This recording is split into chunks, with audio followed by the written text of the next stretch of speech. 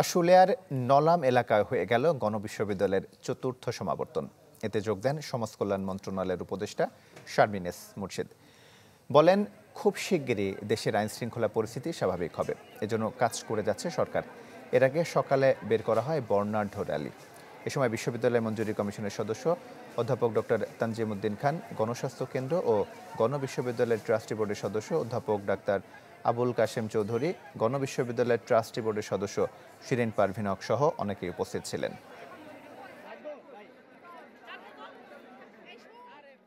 যদি আমরা এটা নিয়ন্ত্রণের নিয়েই আসতে পারতাম তাহলে তো এটা করতো না।